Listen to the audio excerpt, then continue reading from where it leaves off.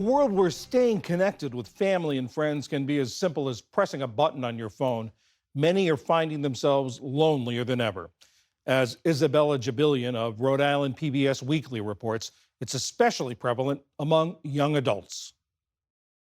I was like so nervous to go. At 17, Tabitha Grandolfo moved from Hong Kong to Providence, Rhode Island to study at Brown University. It was 2021 and there were COVID restrictions meant that if I wanted to go home, I would have to spend 3 weeks in a hotel in quarantine before I was able to go back and see my family. Living far from home, she began feeling depressed and lonely, and she was having trouble making friends. I was in a play and I was really excited. It was my first play that I did on campus. A roommate and a friend came to see it, and I came back after the show and they didn't talk about it at all. And then the two of them went to some party or after party and left me in the dorm alone. I was just sitting there in my room alone, folding laundry. By the time she returned to Hong Kong at the end of freshman year, her depression had become overwhelming. I remember not being able to get out of bed, and my mom was like, "Do you think you can go back?"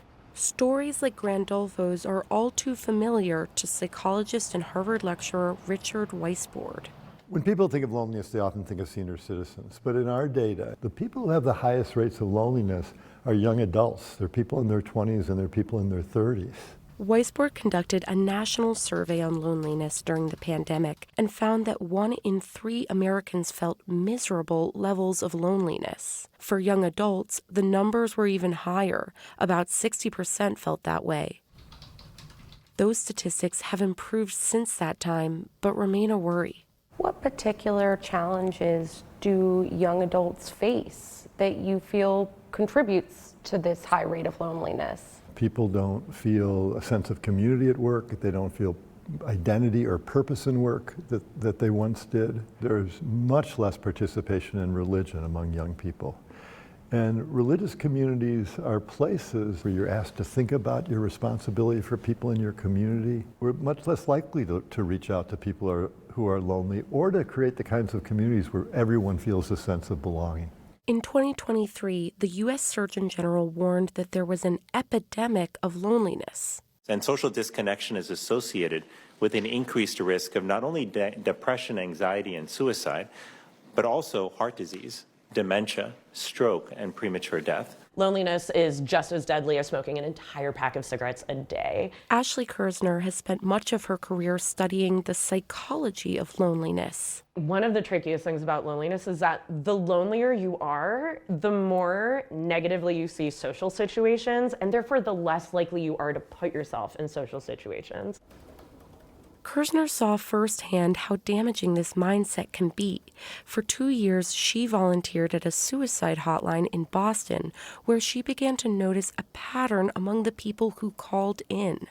No matter who I was talking to, they generally had someone who cared about them in their life. But when I asked them, "Oh, have you talked about how you're feeling to that person?" almost across the board, people would say, "Oh, no, we just don't talk about that sort of thing," or "No, I don't want to be a burden." It just seemed like the determining factor of whether you were lonely or not was whether you felt comfortable opening up to those people. I started asking, well, if the roles were reversed, would you want them to tell you about it?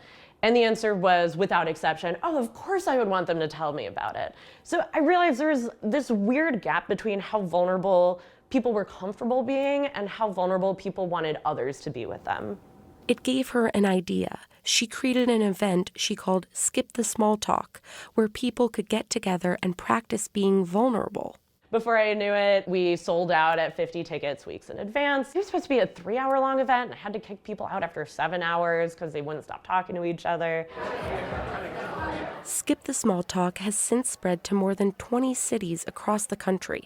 All right, you got about 30 seconds left. 30 seconds. I remember one thing people expressed at the event were, "Oh, I thought I was the only one who wanted to talk about this more vulnerable, deep stuff." And people were surprised to see that other people wanted to talk about it too. Talking about it was also important for Brown student Tabitha Grandolfo. She worked with a therapist, took medication for her depression, and opened up to a friend. I told her, I was like, "I don't know how I'm feeling. I'm feeling really nervous." And I was telling her all the reasons why. And she was like, "We can create a routine together. Each morning, she and her friend would eat breakfast and then walk to class together. And each evening, they came together to do homework. Thanks for coming. She also got involved with a mental health advocacy group called Active Minds. The first day I joined, they're like, we're looking for someone to do our graphic design. And I was like, I'll do it. The group has a tradition of making friendship bracelets.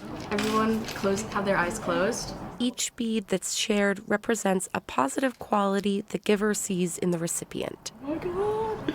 Grandolfo has kept her bracelets from years past.